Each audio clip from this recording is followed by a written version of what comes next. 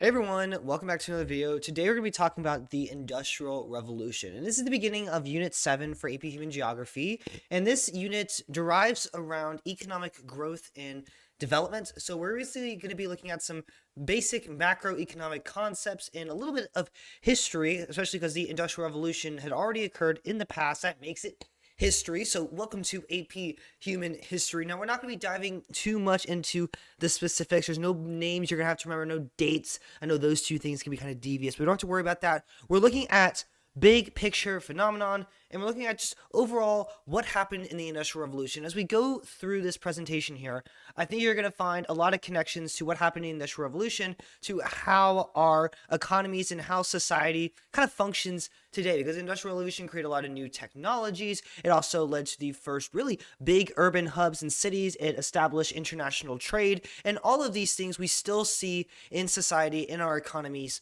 today.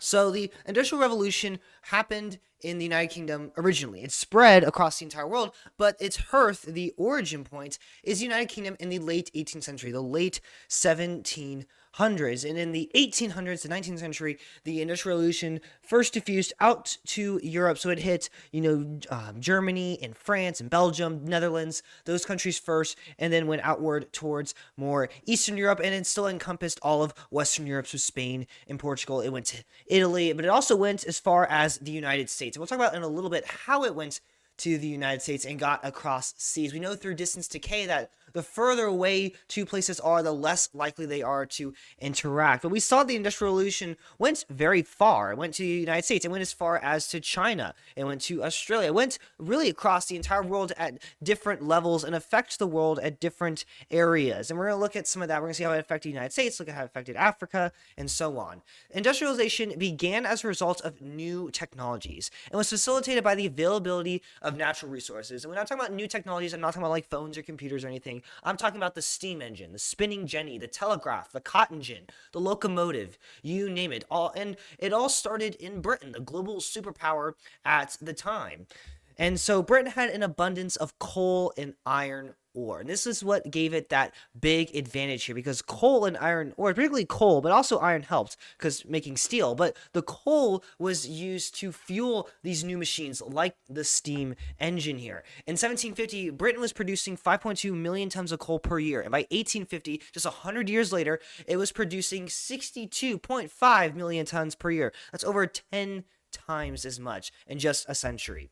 Coal was used to power the new machines like the steam engine. They also used it in transportation, like with those new locomotives. They used it in factories. They also used it in agriculture. Now, before we had all this machinery and new technology, what they relied on was manual labor, getting your hands dirty, particularly in agriculture and manufacturing. And that can take a very long time to produce goods and services or to harvest crops. It's also done, of course, with transportation through manpower or animal power, like with horse and buggy. So we saw that all of these processes became much, much more efficient with these new technologies and machinery. And coal just made it a lot more faster because we can fuel these technologies. Now let's talk about the steam engine in particular. Before the steam engine, we had manual labor, and machinery like the steam engine made production and transport more efficient than ever before. So in production, there were tasks to produce goods and services. You had to do it by hand. So you had to make clothing by hand. You had to make parts by hand, machinery by hand, and that took a long time. But when you could perform these tasks with machinery, they could produce them a lot quicker, and that led to mass production. I mentioned the locomotive before. Railroad transport was incredibly faster than horse and buggy or even just walking, and they used the steam engine on boats as well. So both boats and trains can transport both people and goods, especially cargo. And the first steam engines were used to pump out water out of the mines, allowing for deeper extraction, and led to even more coal, which was the primary fuel for these steam engines, which power coal mining. They helped each other out and kind of give a positive primary loop here. So you develop a steam engine, you take the coal that you have, you get more coal from the extraction using the steam engine, you fuel more steam engines, get more coal, and it just keeps increasing until it spirals out of control. Steam power freed factories from needing to be near water sources, so they didn't need water wheels for power. Cities don't have to be located along rivers or other bodies of water, and this allowed them to be built in urban areas that are away from the water, as well as areas that may have better access to labor. Not only that, but coal is very portable. It's a lot easier to hold a lot of coal than to hold water, and that gives a lot of flexibility to building factories and inevitably building these urban centers. The steam engines powered machinery like power looms and spinning frames, new innovations of the Industrial Revolution, and that replaced the work of manual labor, of hand weavers and actual spinners, people whose job was to just spin cloth or make other textiles. So some other innovations I just want to show you. I think these are cool. So the spinning jenny, it allowed more threads and yarns to be produced by fewer spinners, so less labor, more production. That expanded the textile industry immensely. The steam engine powered the first locomotives. It developed railway networks. It also fueled boat travel, and that facilitated faster and more efficient transportation. The telegraph enabled near instantaneous communication over long distances via electrical signals. And if you ever wondered what Morse code was for, it was for telegraphs. The telegraphs used electrical currents to transmit messages across wires. So Morse code is the language. It uses dashes and dots. You can kind of see this here on the side, and each of them represents a certain letter or a number. Receiving operators at the different stations would decode the message based on the Morse code. A message could be sent and decoded in a few minutes or a few hours, depending on how long or short it was. It was really the first form of texting to ever exist. We also saw the cotton gin, and this separated cotton fibers from seeds, and that increased cotton production and expanded the cotton industry. What I mean, it expanded the cotton industry. Cotton production in the United States increased from about 156,000 bales in 1800 to over 4 million bales by 1860 in just 60 years. That's over 2,400% increase, which is a lot. Very expanded industry here.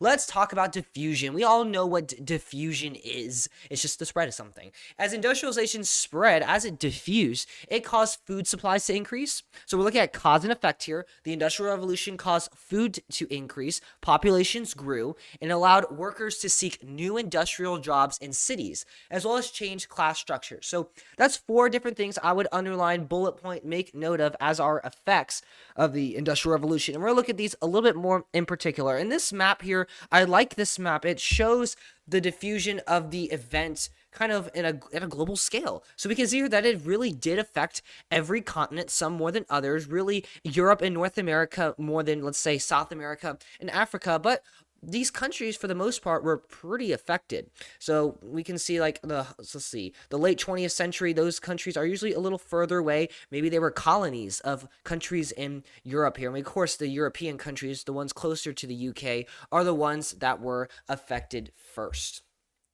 Now, secrecy. The Industrial Revolution was originally a secret. The UK wanted to keep industrialization and their new innovations a secret from other countries. Now, why wouldn't they? They've just created the biggest global economic advantage. People actually traveled to the United Kingdom to learn about these new technologies and figure out how to develop them in their own countries to increase their economies. Machines were actually smuggled from the UK and brought back to their home countries, so that way they can use them in production and increase their own economies and output. And a little story here, Francis Lowell of Boston from the United States brought the designs of the power loom to the United States pretty much through his own memories. A little story here. Lowell went to England and studied the power loom and other textile machinery being used in their factories that really increased the British outputs.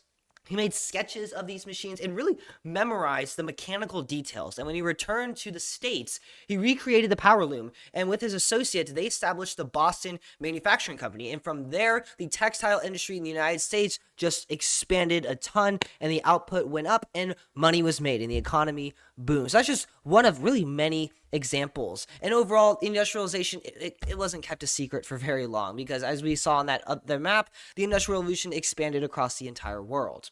Let's talk about labor a little bit. Machinery made production more efficient. We've heard this already like 10 times. And of course, it made it more profitable. It also increased labor demand in the manufacturing sector, because they wanted people to run these machines and increase outputs even more and make more money. And we saw them develop really the first economies of scale. And just a little review here, we've learned about economies of scale in previous units. Economies of scale is when your production increases, but your cost decreases. Labor demand declined in agriculture. And so what happened is who were previously farmers are now working in the factories. We saw the large-scale migration of people into cities, so that proves that even more. And we saw the need for any kind of skilled labor declined as unskilled laborers, the farmers, could perform the simple, repetitive tasks using the machinery. It was fast-paced labor demand, and unskilled labor was, of course, cheaper than skilled jobs because they had to be educated on how to do the skilled job. But these unskilled laborers faced long hours, very low wages, and often dangerous environments. Machinery was pretty hazardous. And these conditions would actually give rise to the first labor union. So machinery was hazardous. There were reports of cuts, amputations, and even crush injuries. The air quality was also poor in the factories and really in the cities because factories released coal dust, smoke, toxic fumes, and respiratory illnesses soon increased. There were, of course, toxic chemicals, steel, and other metals that the workers were exposed to. All that machinery, particularly anything involving steel or glass making, created extreme heat. Of course, with the hours being long and the labor being pretty physically demanding, the workers got exhausted. When you're tired, your reaction time decreases and your ability to think clearly diminishes, and that can lead to even more accidents and injuries. This all existed in an environment without any legal safety protections. There wasn't any industrialization before. They didn't have laws in place already.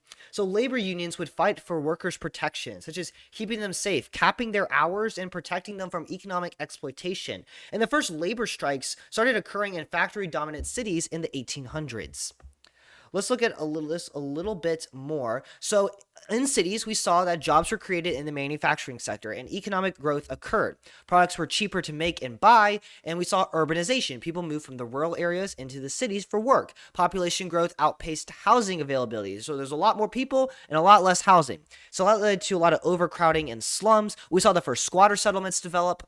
Air pollution in cities from factories occurred from the coal emissions and the smog, and that's not good for your lungs. Cities also became international trading hubs. They had a surplus of goods that they could trade with other countries, maybe countries producing different goods, and so they could get all kinds of different goods and services to sell in their countries. Of course, make a little bit of money as well. We also see the emergence of the working class and the expanded middle class. So the rise of factories and mass production created a demand for unskilled laborers. This new working class included men, women, and children who worked long hours for low wages and often dangerous conditions. These are often those who migrated from the rural to urban areas in search for work. We've talked about that already. There was a clear distinction between the factory owners and the workers that worked in the factories, though. In terms of income, of course, the factory owners had way more money. They had different lifestyles and different consumer habits. Industrialization also created new professional and managerial roles such as engineers, accountants, and managers, leading to the expansion of the middle class. This was higher than the working class. Of course, the middle class benefited from the jobs and the incomes so they could purchase more goods and services that may have been previously unaffordable to them. They weren't as restricted to the upper class. Now, let's look at population growth. We saw that food production increased, and we saw when food production increases, people can survive longer, they're healthier, and we saw that populations do increase. And remember, the second agricultural revolution coincided with the Industrial Revolution. We saw increased food, decreased malnutrition, and decreased starvation. Death rates lowered, especially among infants and children. And we learn about the demographic transition model in Unit 2. And this is about the time that countries like the United States and the United Kingdom and France and Germany all entered stage 2 of the demographic transition model, where the birth rates are high, but the death rates start decreasing here. And we saw that population grows exponentially. We also saw that life expectancies increase as well, when we expect that as the death rates will lower.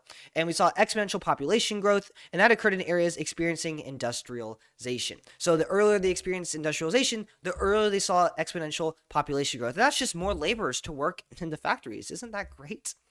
Now let's talk about colonialism. We can't leave just yet without talking about colonialism, of course, because the Industrial Revolution fueled colonialism. So let's take this a step further. So we saw the investors in industry, those in the upper class, they saw more raw materials and new markets. They wanted raw materials to produce more goods and new markets to sell their goods. And that led to colonialism.